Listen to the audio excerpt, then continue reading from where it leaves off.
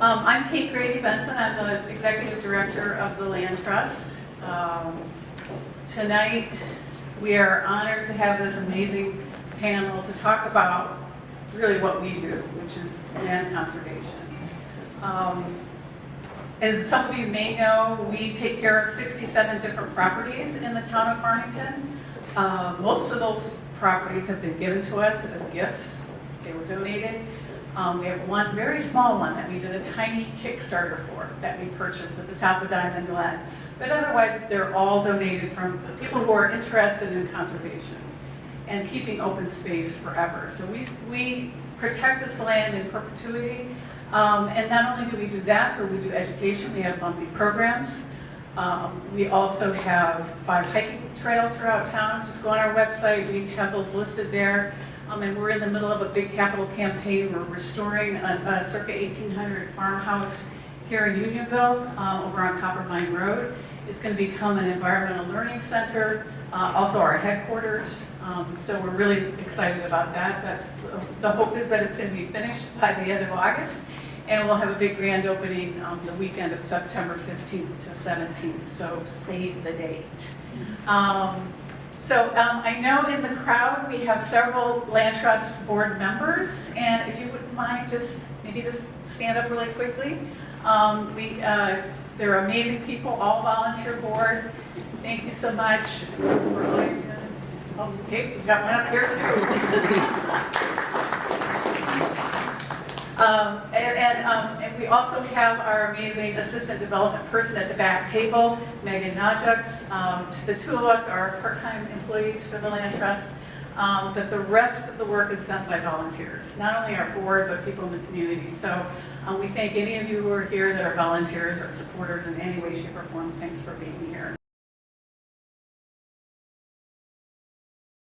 So first and foremost, thank you so much, everyone, for being here. I know, the natural progression of seasons, this is what winter is, but I just feel like it's so much harder to get out of your cozy home in the dark and the cold. So we really, really appreciate your attendance here tonight. I'm really excited about this panel. I think we have some great questions. We'll get some great insights. So I would like to ask everyone to introduce yourself very quickly, name, what organization you're from or what you're here to represent. And then also, if you can think of one event or maybe one life phase, whatever it is, that really got you interested in dedicating your passion or your life's work into environmental conservation. Start us off. Yes, hello everybody, it's Bill Wadsworth. I am a member of the Land Acquisition Committee here in the town of Farmington. I started out on that committee back in 2001 as chair of the committee while I was on the town council. And once I got off the town council, I came on as a private citizen. So I've had about 23 years of experience with land acquisition in the town of Farmington. And my interest in conservation began when I was 11 years old. We had a farm in Farmington, and we all got to work on that farm. And it gave you a real appreciation of the land and what it could do for you. Thank you. Hi everybody, my name is Amy Gleamore Paterson and I am the Executive Director of the Connecticut Land Conservation Council, which is the umbrella organization for Connecticut's land conservation community, and we work most predominantly with the state's land trusts. There are about 130 of them in Connecticut, which keeps us quite busy. I guess for me, from a personal standpoint, I grew up on Long Island and in a very modest neighborhood, but was very fortunate to be able to walk in my backyard, and we lived on a canal that opened up into the bay, which took us out to the ocean, and right across the canal was a golf course. And so I was always used to seeing open space behind me, and I think it just infiltrated my system.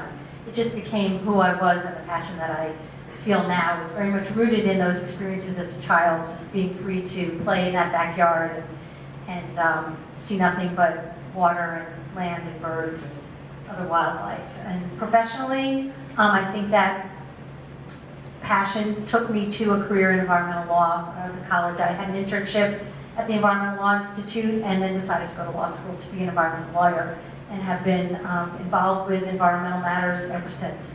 So it is definitely a life passion that turned into a career. Good evening, I'm Chris Martin. I'm the Director of the Division of Forestry at the Department of Energy and Environmental Protection, also the State Forester. Every state in the nation has a state forester. And I think what put me on my path towards conservation is I grew up in Beacon Falls, Connecticut, and I was very fortunate in that there were probably maybe 3,000 acres of undeveloped land all around my house.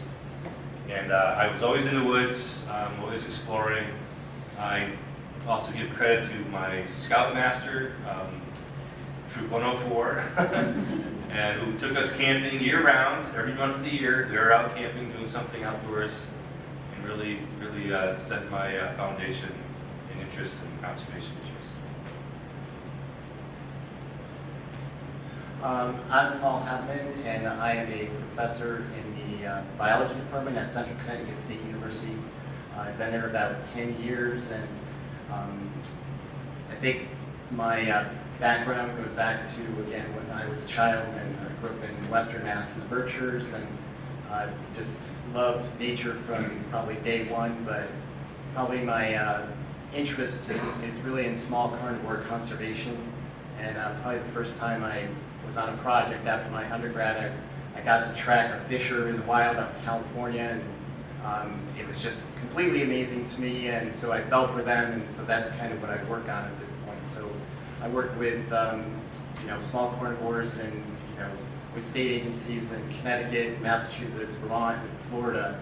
So that's my main interest here, and I certainly value land conservation, because without the land we don't have the fisher. So hopefully I can have some input. I'm Evan Cowles. I live in the village here. I'm Vice President of the Land Trust and Chair of the Acquisitions Committee of the Land Trust. I am also on the Farmington Town Land Acquisition Committee with Bill at the other end of the table here.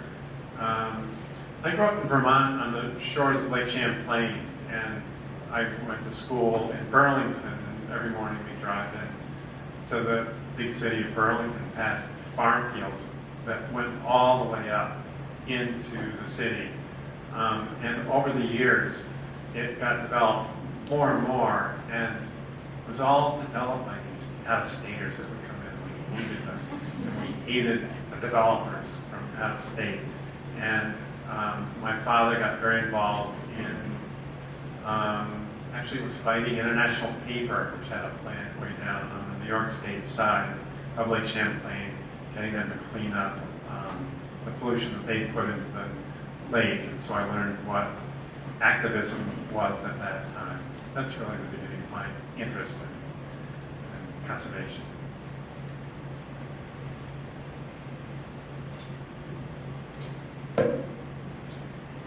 Thank you all for those answers and giving us a little bit of insight on what really sparked this passion of yours. I'd like to kind of start on a national scale and then drill down in terms of my questions, and then drill down into our state and then into our town here in Farmington. So starting off, President Biden recently established a national goal to preserve 30% of America's land and fresh water by 2030, so 30 by 30. In this proposal, they recommend the following for early focus. That is, create more parks and safe outdoor opportunities in nature-deprived communities, support tribally led conservation and restoration priorities, expand collaborative conservation of fish and wildlife habitats and corridors, increase access for outdoor recreation, incentivize and reward the voluntary conservation efforts of fishers, ranchers, farmers, and forest owners, and create jobs by investing in restoration and resilience. Which of each of these do you view as a priority for Connecticut? And that's directed to any and all of you.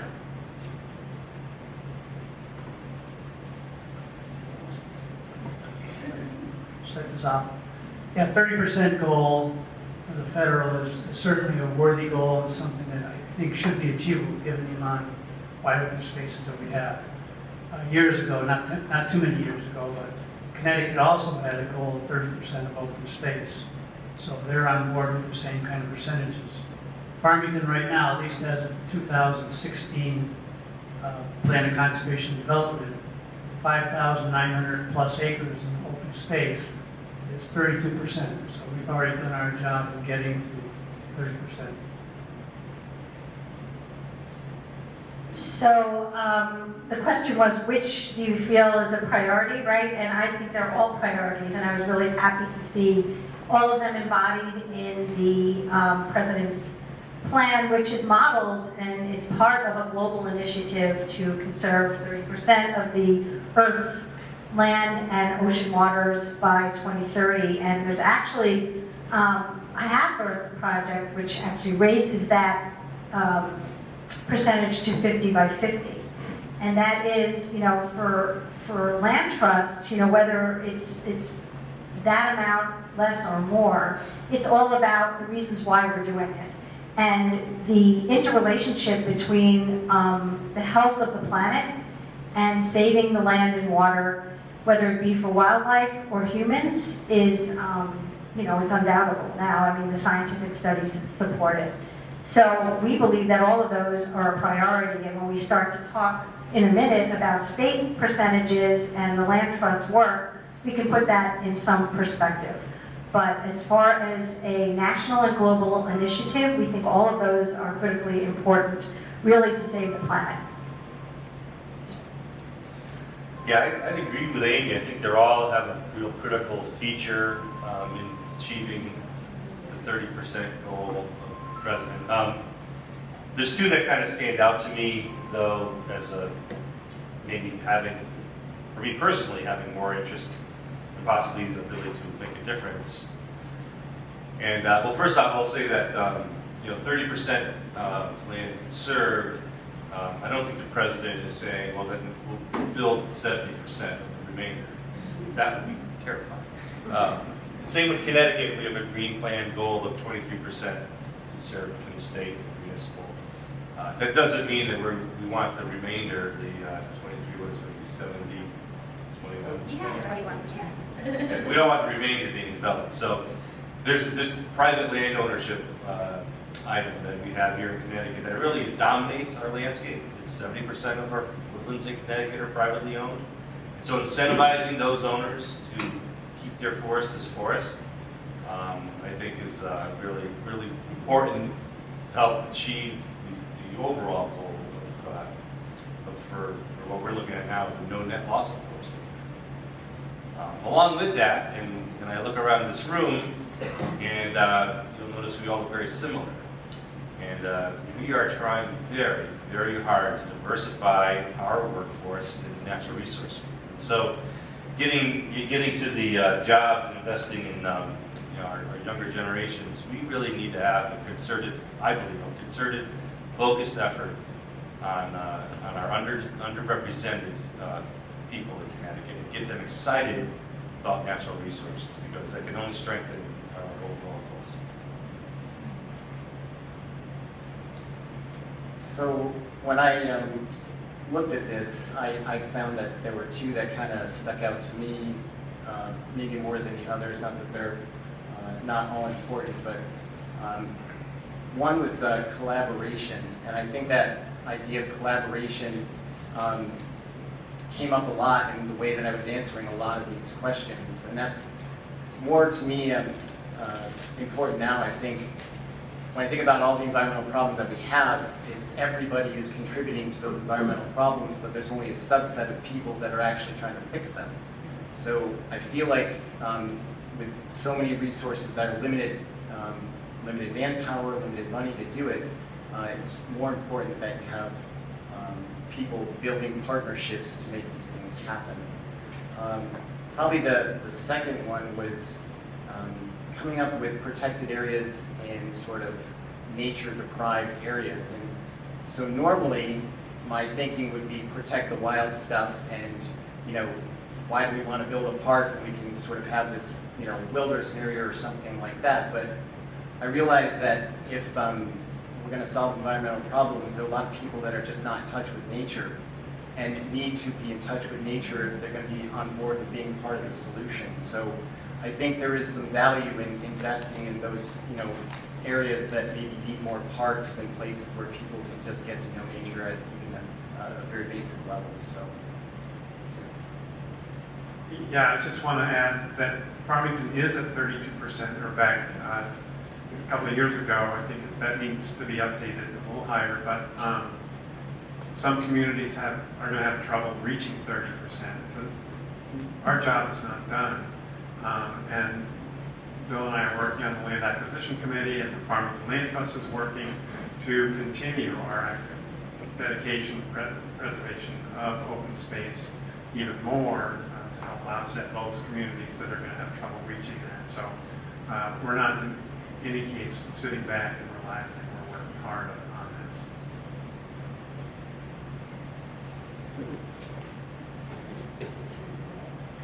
I know.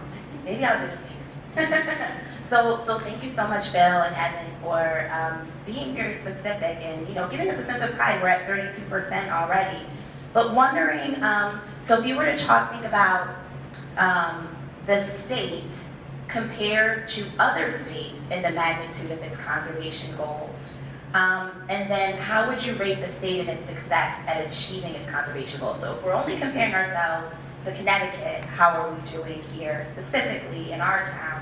But then how is our state rating compared to other states? And Amy, Amy or Chris, you might have a little bit more insight on that. So if we can kind of start with how we're rating against other states and then drill down to how Farmington is doing with that. Yeah, I could talk all night about this. So I'll just start with a little bit of a adjustment to the goal question, because as Chris alluded to, Connecticut has set by statute, a goal to conserve 21% of its land area. In the Green Plan, which is the state's open space, comprehensive open space strategy, it's a plan, and it's revised every 5 years per statute. That goal had been set for 2023. Well, I just did a presentation the other day, and I was saying how for all the years that I've been involved with this, as we have moved along each year, we've had to adjust how many acres we need to conserve every year upward in order to reach that goal of 21% by 2023. And it's 2023, and we are far off target in meeting that goal. And just to give you a sense, the overall goal for the state, it's broken out by deep protecting its share of 10% of the 21, and partners like land trusts, water companies, and municipalities seeking to conserve the 11%. But looking at the overall goal, in 2020 we were 76.04% of the way there, and in 2021 we were 76.33% of the way there. And the Council on Environmental Quality, which is kind of the state watchdog organization, does a report every year, and they said that by best estimates, it would take the state 65 years to acquire the amount of land that would be necessary to meet that goal. And 65 years, we might not have even nearly enough of that land left. So the first question is, how is Connecticut doing compared to other states? We're really not doing all that well. I was just chatting with Chris a little bit before, because it is hard, if you look at New England states even, to compare one state to another, because the land area is so different, private ownership is so different. It's apples to oranges in a lot of ways. However, just one stat I'll share with you, and that is on the percentage of conserved woodland from Connecticut to Massachusetts to Maine, New Hampshire, Rhode Island, and Vermont. Connecticut ranks last. How are we doing here in Connecticut in terms of conserving land? We're losing about 3,700 acres a year. Our core forests, which are the most, and Chris can certainly talk to this, are our most important forest habitats. Those greater than 500 acres have been in the fastest decline. We've lost about 120,000 acres of core forest over the last 30 years. And if we include farmland, we are fourth in the nation for the percentage, and this is fourth being the worst in the nation for the amount of farmlands being converted to urban and high-density development. So we are comparatively, with other states, not doing that well, and within our own goals, we're not doing that well. And there are a number of reasons for that, but I'm going to yield the floor to someone else to talk about this and then we can talk more later. So, full disclosure, I did not have any part in setting this 21% goal.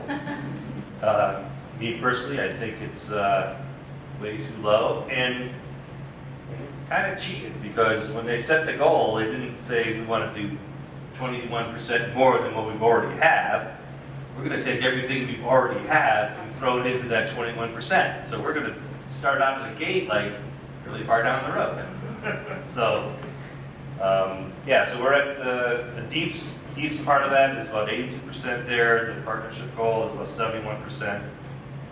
The outdoor open space and watershed acquisition program, since its inception in 1998, has achieved about 38,000 acres of protected ground.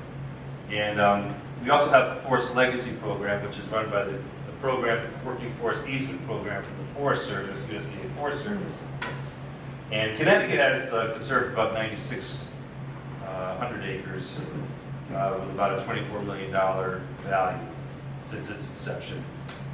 It's tough in Connecticut because, you know, compared to other states, our real estate values are just so high. And so when we compete on a national level for some of this federal funding, we walk in with a big project of 1,200 acres, and it gets set right next down to Montana with a 25,000 acre project and all kinds of great, beautiful business. So we do have our challenges here. I do think that pretty much everyone, not everyone, but the vast majority of Connecticut residents have seen the rate of development and have kind of getting to the point where enough's enough.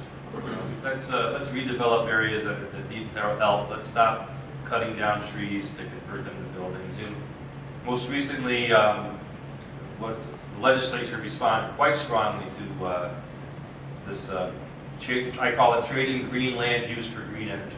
That's essentially the placement of solar arrays in forests and farm areas. And right now, it's very difficult to put a solar array in a core forest in Connecticut. There's a screening tool that we have, and if a developer really wants to pursue a solar array in the core forest, they have to do a full environmental assessment, which takes 12 to 18 months.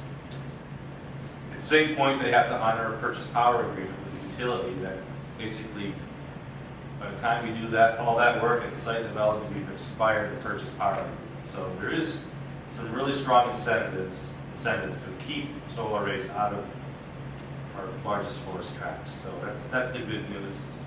I think the rate of development has slowed considerably since the Great Recession, and it hasn't really picked up since then. I don't think it's stopped, but the rate of loss, I believe, is diminished quite a bit. So I just want to wrap up the negative part of what I'm going to say. And when we're asked about how is Connecticut doing, and I'm saying, well, we're not meeting our state goals. And one of the reasons why we're not meeting our goals is because we do not invest the dollars into land conservation at the state level comparative to not only other states in New England, but nationally. We rank at the bottom in both cases. And so we do have this phenomenal open space and watershed land acquisition grant program that Land Trust can take advantage of, and it's terrific, but it requires funding. And for a while, we have suffered through inconsistency in bond funding and another source of funding for that program.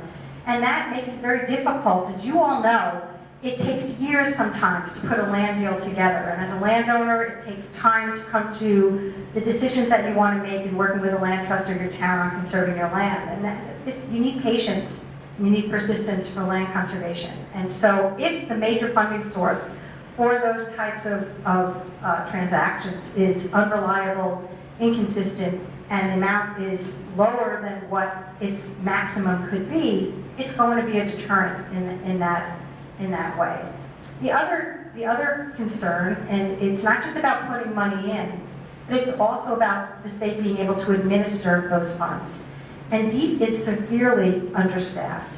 And the Land and Acquisition Management Unit that oversees that program has suffered over the years by the loss of staff and the lack of investments to support more human resources there. And we're seeing a positive trend there, which is great. We are seeing more people come back into the Land and Acquisition Management Unit, and certainly that's not the only unit at DEEP that has suffered from loss of staff. So if the state is really serious about conserving land and meeting its goals, it has to invest in both the programs that support that and the staff that work so hard to make those programs happen. Farmington, what do you believe is our most difficult conservation challenge in Connecticut? And how might this challenge be overcome? And then if you can think about articulating a path forward or some steps that you could see to achieving Connecticut conservation goals and objectives. Chris raised that, we were kind of throwing in some already protected land, which, it's from a positive-based standpoint, right? But we're already counting land that's already conserved, and we know that is what you all do in terms of really trying to secure even more. So what are you seeing as the most difficult challenges, and how can we overcome those?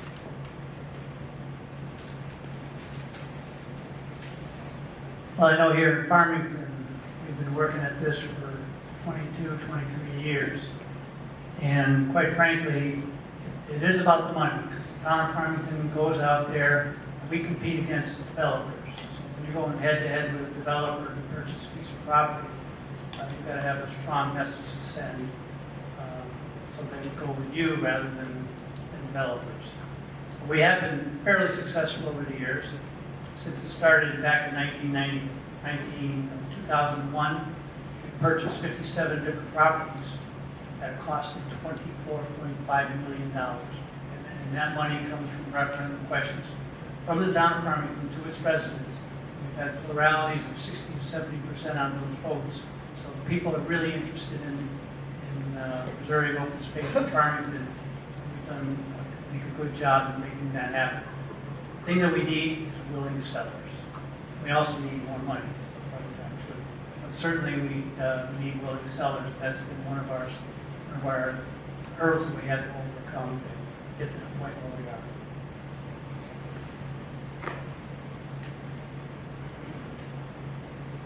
Thank you. The problem for us in Farmington is in Connecticut, which has already been referred to, is that we don't have the big, huge open spaces that some of our fellow states and some of the larger states out west have. Farmington in the 2018 updated interim plan of development talks about that we have approximately 1,000 acres left in Farmington undeveloped. That's around 5%. They consider the town to be built out. So the marginal land that we have left is expensive or difficult to get a hold of because it's in people's backyards or whatever. But I think, as Jess is asking, how does this relate to the state of Connecticut? I think there are a lot of communities that don't have a huge amount of open space that is available to acquire by a land trust or by the state of Connecticut without spending a lot of money. Just a side note that this a grant program that has been referred to a number of times, Farmington has been very successful in getting that grant money from the state. Part of the reason why is because you all, the voters, have always, as Bill says, supported very strongly us having the money to go out and buy land, which means that we don't have to hold off an acquisition until we get the grant going. We've been able to go ahead and purchase land, not sure whether we'll get the grant. Then we turn around and apply for the grant from the state. The state loves it because they can say, oh, well, the deal's done, so we know there's this open space already created by the town.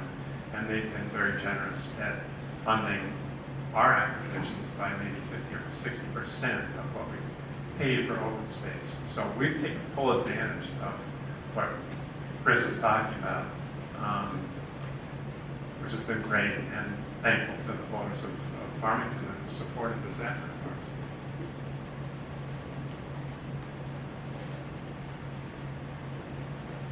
Thank you. So we've talked about some of the unique challenges that Connecticut has. Amy, you raised that we have little investment, and it's when you compare Connecticut to other states, it's like comparing apples to oranges. Chris, you touched on it a little bit when you talked about just the land here being very valuable from a dollars and cents point, and also us being small to begin with, right? So wondering, what do you think our conservation objectives should be based upon? Should it be the same? Is it feasible for us to have the same objectives? Should it be environmental quality, acreage, endangered ecosystems, or rare species, etc.? Sometimes I think that when you think about conservation, it can be very overwhelming, and I think that it's helpful to kind of break it down into bite-sized pieces and measurable and achievable goals. So what do you think Connecticut should be focusing on? That's for everybody, anybody. Yeah, the town of Farmington, like I said, we've had 57 purchases over the past 22 years, and they range in size from 0.2 acres to hundreds of acres. And so we look at everything, because like I said before, it's a matter of having willing sellers and then the capital to purchase. So we focus on those two things. You know, when I think about answering this question, I think about the work that we do at the Connecticut Land Conservation Council and having the opportunity to work with land trusts across the state.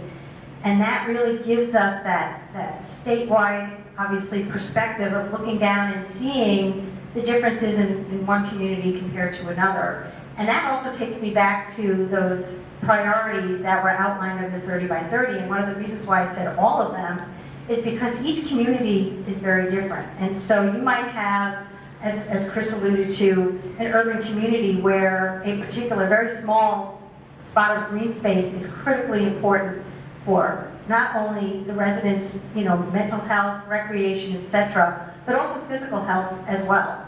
And so, what are the objectives? That's very much community-based. However, the other opportunity that we have in Connecticut is to do a lot of connective work. And so large swaths of land, connective forests. There are land trusts across the state that are really working to create tremendous landscape scale corridors, whether it be in Northwest Connecticut or in Fairfield County. This is happening all across the state, where land trusts are looking beyond their town borders. They are looking to partner with the towns next door and even the states beyond to make sure that we are creating these green corridors. And the last point I guess I would make is in terms of going back to those percentages and whether we should be focusing on quantity or we should be focusing on quality.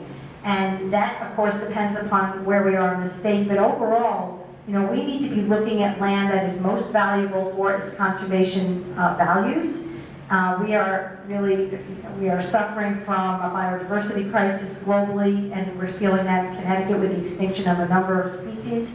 We are dealing with a climate crisis that we're all experiencing in one way or another. And land is essential to both of those, to mitigating the impacts of both of those crises. So it's not just a matter of the quantity of land, it's also the matter of the quality of the land and how it can address the current conditions that we are dealing with and that the future is going to deal with as well. Yeah, I think you hit it spot on, Amy. It's to place acreage over endangered species versus protecting green space in a very highly urbanized area. All these things are really important. Back in 2015, we did a study of Connecticut woodland owners' perspectives and attitudes with some professors out of Yale. They had a national program on helping us as a conservation community service these woodland owners who own the vast majority of bank of woodlands, as I mentioned. And a couple striking things came out of that. One is many of those woodland owners are really like roll up your sleeves, like really like to get in their woods and do things. They love the woods. And we've had focus groups. And a consistent theme was, I'm afraid what my kids are going to do to my land when I pass it on to them. They don't have the same passion that I have for the property. These folks are really, they're very strong conservation ethic. It's really impressive. I say that as a backdrop because the majority of woodland owners in Connecticut are in their 60s. And so we call this thing the silver tsunami. And I'm looking out here and I see some silver tsunami happening for myself. But there's going to be a tremendous amount of land being transferred generationally in Connecticut in the next 20 to 30 years at an unprecedented rate of change of ownership. And what's going to happen to that? So it brings about an opportunity to capture those inherited folks. It gives an opportunity to get some pressure on the people that don't want to see what their kids might do to their land to do something now, work with land trusts. But yeah, it's not in Connecticut. I would say it's the core forested areas, the connectivity are probably as important as some of the last remaining riparian areas in our most highly developed locations in Connecticut. They all have really strong benefits for health reasons, for endangered species reasons. So it's, I can't parse it out. So I think from like my wildlife type of lens, I look at these and granted each scenario that you have, you're gonna sometimes maybe protecting a rare species might be important, and sometimes just environmental quality might be important. But when I step back and look at what's going on outside of Connecticut and the world, it really is, if you want to protect biodiversity, you need acreage. If you don't have the land to start with, no matter what its condition, you're not going to have any species going forward. So I think capturing that acreage is critical. Definitely if it's connected, I think that is probably a high priority. But if you have the acreage, we've seen it with the history in New England, if you get rid of the forest, something will come back. And frankly, I've spent a lot of time in the woods in Connecticut and all over New England doing work that I do, and there are woods in Connecticut, but they're not necessarily what we would think of as sort of great forests. There's a lot of invasive species, a lot of stuff is not managed. So you can manage that to have better environmental quality. That's the point. So I think you need the acreage to start with, if possible, if you want the best chance of maintaining biodiversity. So, but I recognize that there are sometimes more important factors than just biodiversity, and it might be just like, as you said, a good place for somebody to go for a walk and just keep that in place, and people are happier. So, yeah. So Farmington Land Trust has over 300 acres of open space now that we either own outright or have conservation easements on. And this spans from land that's along the river with river walks to upland, forested woods that are off limits for the public, that's totally preserved, and small backyard pieces and old trail systems that are along the ridge here. Farmington as a town is really interesting because of the floodplain. The river, Farmington River and the Paterson River sort of create these wildlife corridors, and then the Mendocino Ridge here creates another wildlife corridor. So we've got these great corridors that are almost naturally protected. And what we as a land trust do is try and add to those corridors, but also add to our own pieces that have grown over the years for our trail system, but also just for critical mass to provide habitat for wildlife and also for the enjoyment that people get for their own health and mental health and physical health.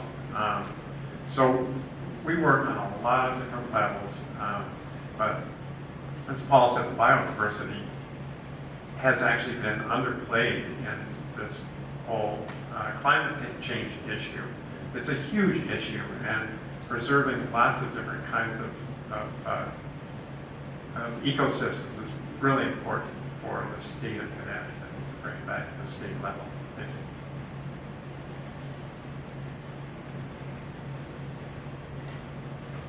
That was actually a great segue, and thank you.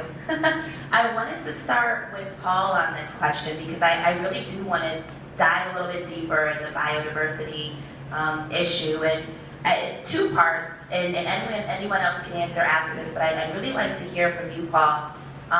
First part, are marine conservation issues being adequately addressed in Connecticut? And what do you perceive as being the greatest marine conservation issue for Connecticut? And whether marine or otherwise, which species in Connecticut do you feel should be most targeted in conservation efforts? And if that's hard to narrow it down, give me like top 3 and why. Right. Thank you. I think the first part is a little bit hard because I'm more of a terrestrial person than a marine person.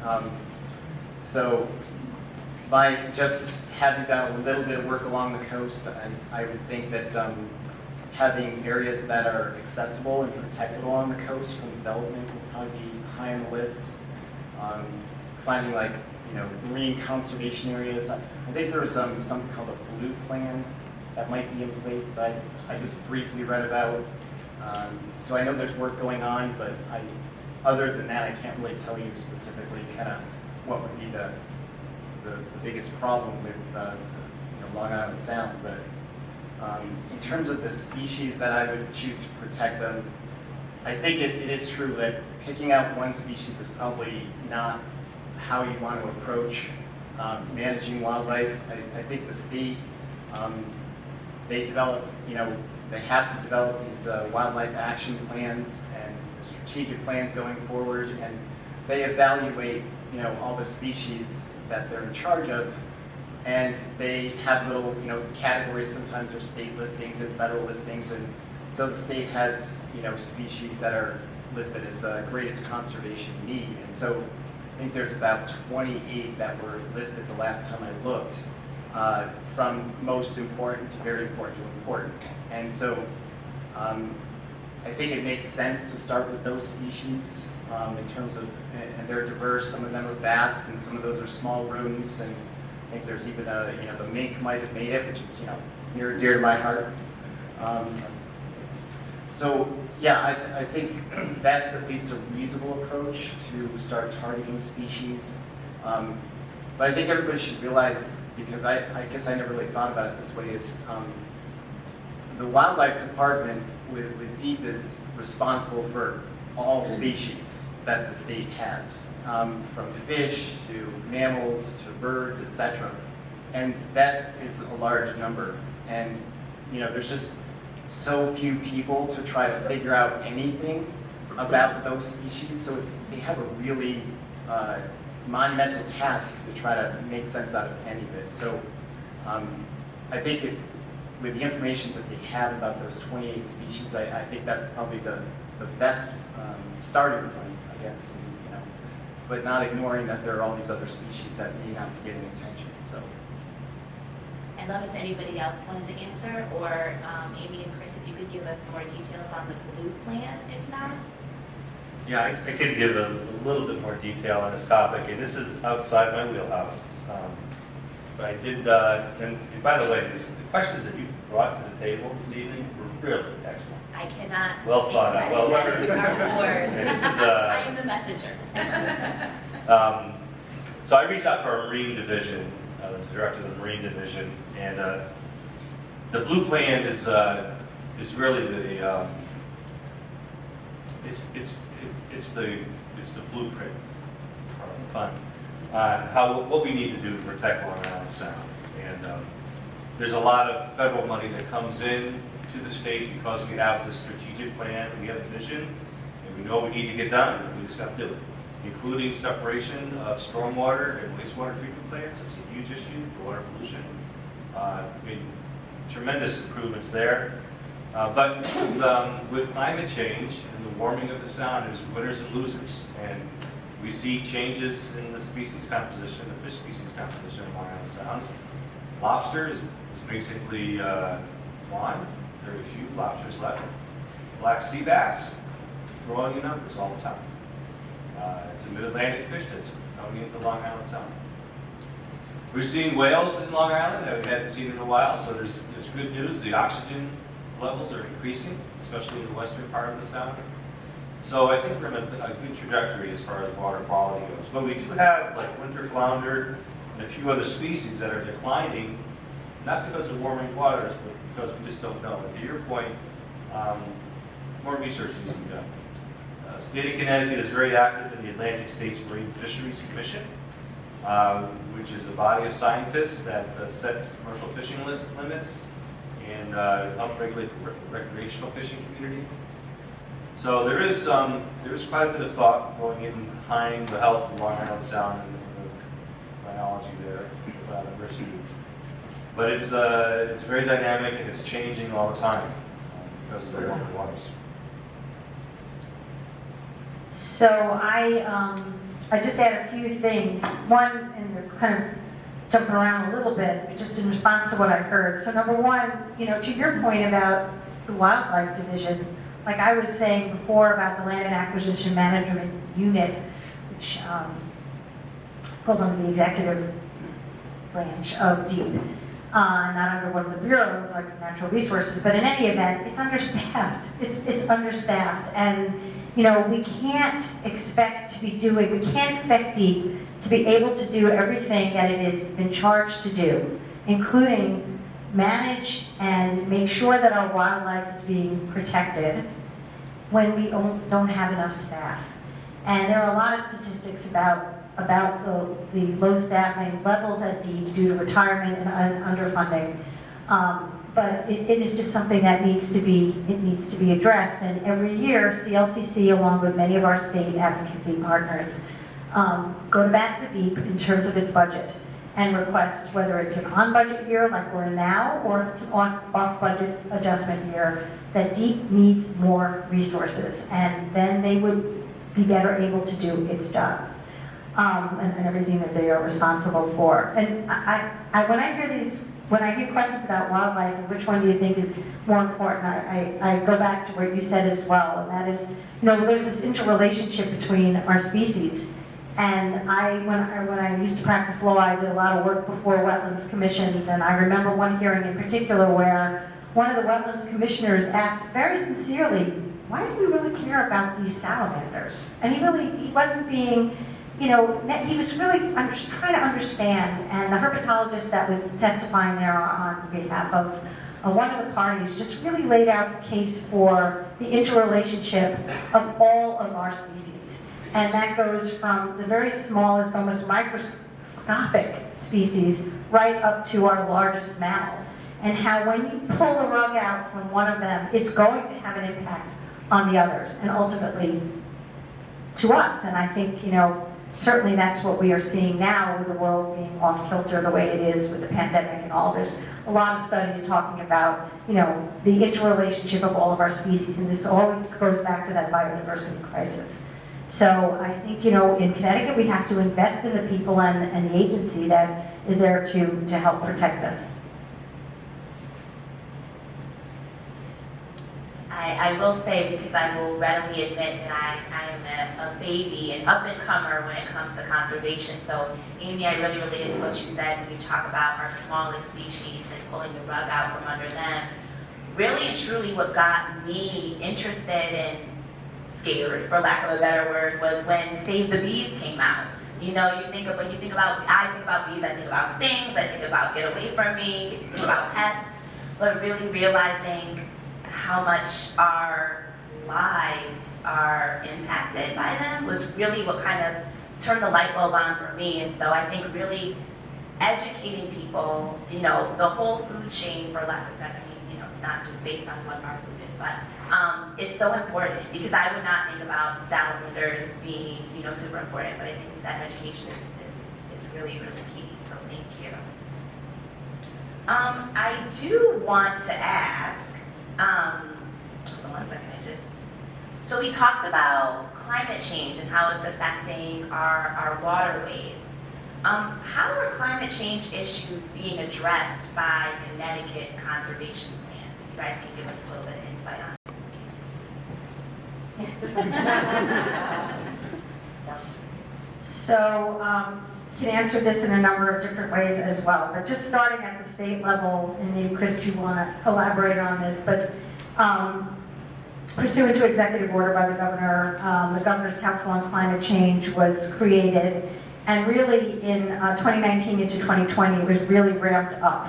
I think it was 20-3 was the executive order, and created, there were a lot of working groups that were created and subgroups, and I was a member of the forest subgroup, which Chris was, the deep representative there to really help guide us in that way. So Connecticut is doing its part in the sense that they are planning, and they've come up with a lot of recommendations. And as you can imagine, I mean, climate change is such multifaceted, or the solutions to climate change or addressing the climate crisis are really multifaceted. And so that ranges from energy issues all the way to working in natural lands. And so from a conservation standpoint, we are continuing to emphasize the importance of land and other natural climate solutions.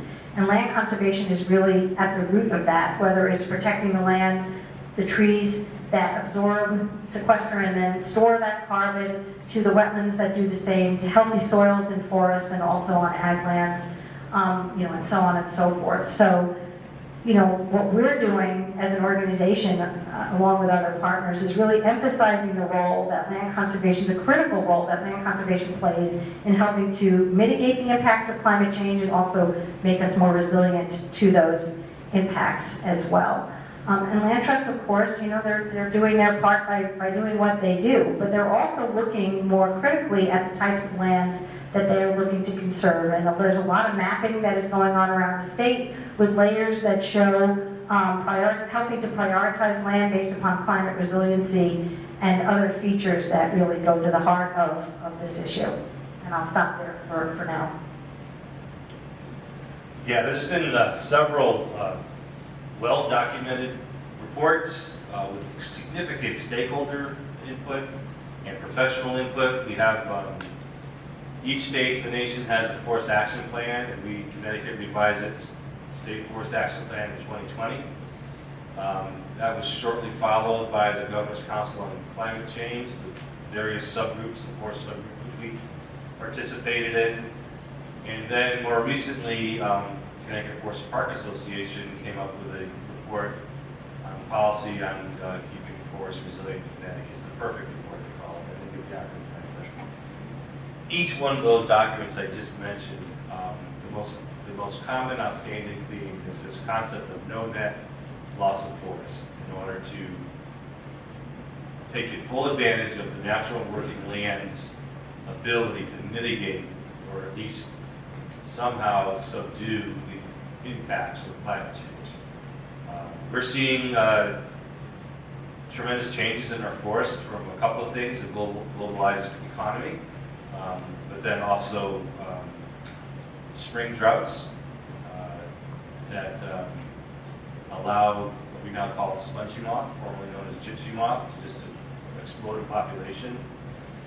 Couple that with an older and aging forest that is more susceptible to insects and disease, native, and then you put these exotics in there along with it. So we have a lot of dynamics occurring all at once, and being able to respond to those is challenging, because one of the things we see in the understory that was already alluded to is the proliferation of invasive plants.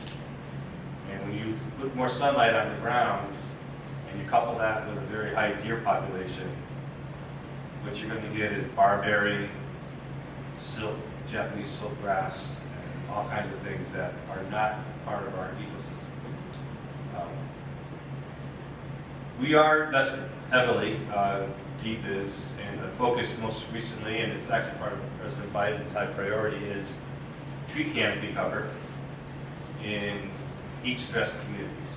And Connecticut, unfortunately, another notoriety of Connecticut is our environmental justice communities, our distressed communities, have some of the lowest percentage of canopy cover in the nation.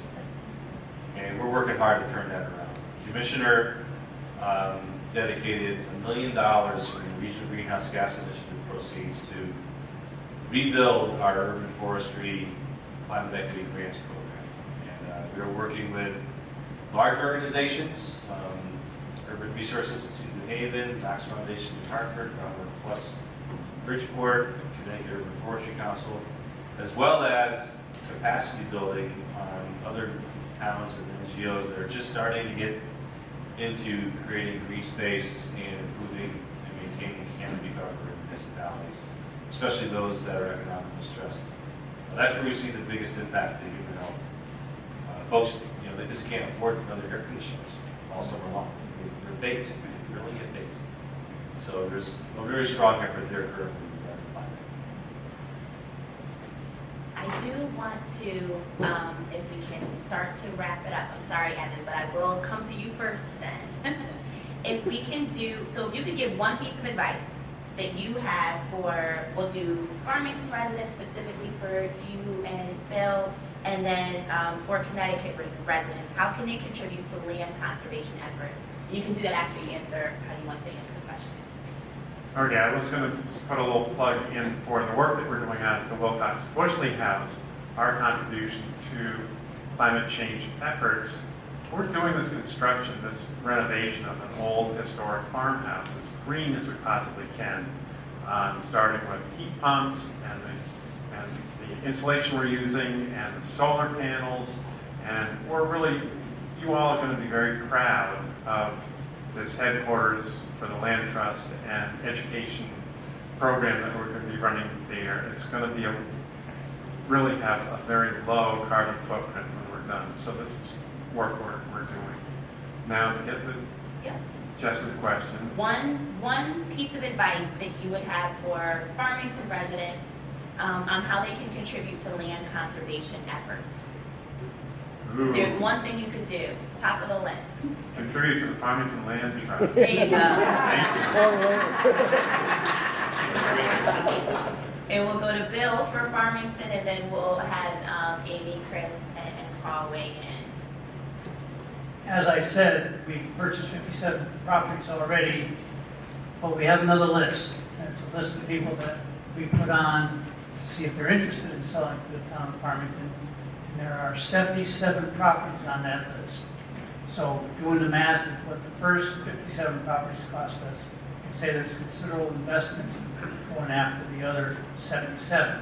So I would say continue to support the referendum questions on open space bonding, and we can chip away at that 77.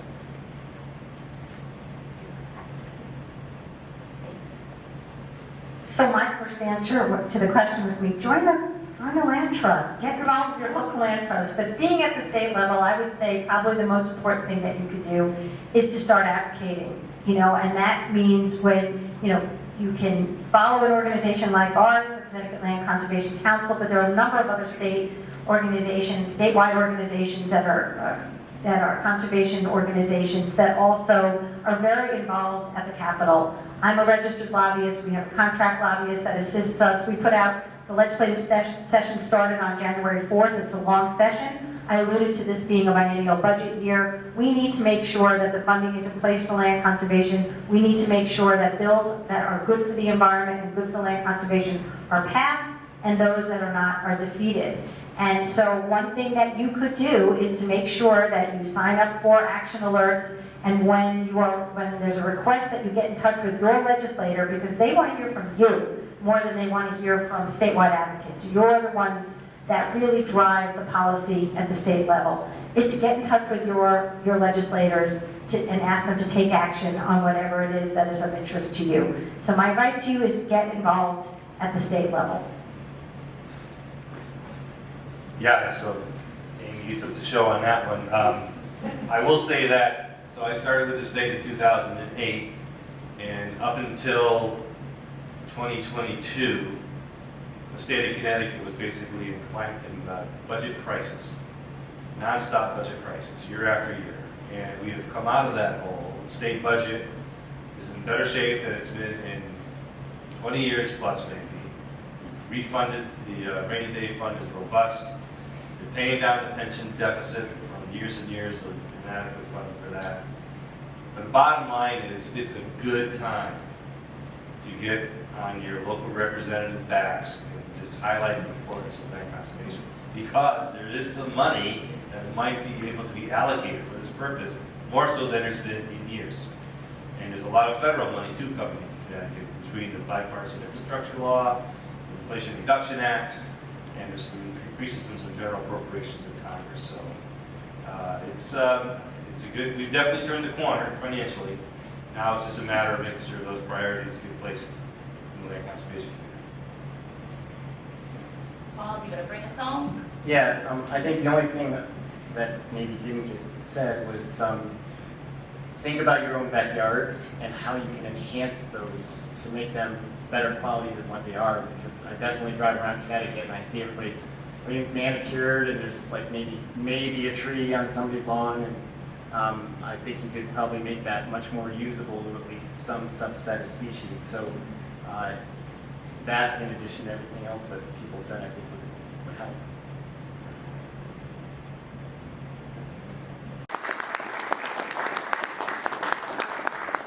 I really want to thank Jess for her amazing ability to move those questions around, and really we found out some very interesting facts, and I thank you for sharing all your knowledge and your time with us. And I know if there's more questions around the last topic, I think maybe take that offline, but for now, thank you everyone for coming. I wanted to thank Barbara Nicholson for developing all those amazing questions. She is on our board.